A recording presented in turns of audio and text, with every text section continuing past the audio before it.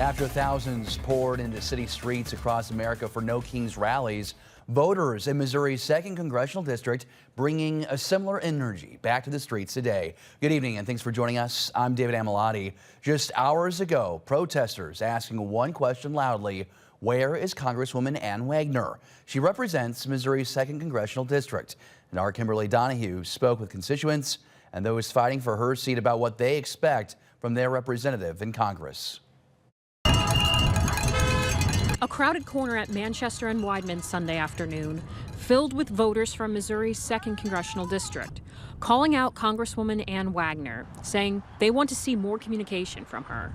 She is our direct line to Washington, and she is refusing to be accountable for her party's lack of action and abdication of their duty. Amy Minton's been going to rallies like this all year. She says the government shutdown has created a sense of urgency to get answers from Wagner. My parents are obviously veterans. I have a military background, and I worry about military families and what this means for them. I was a mom on WIC, and so I am worried about those moms that are on WIC that, you know, they don't have a backup plan. And where is she? Nowhere to be found.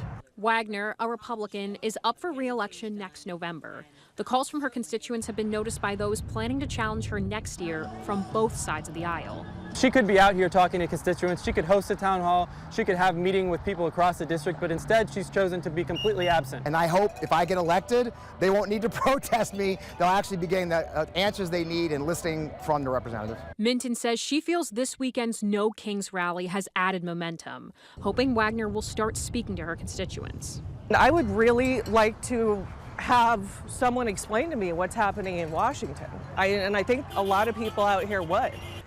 With that abdication of duty means she is usurping the power of the people on this corner and in her district. We've reached out to Wagner about Sunday's event but haven't heard back. Organizers tell us they plan to keep holding rallies until they feel communication improves. Kimberly Donahue, First Alert 4.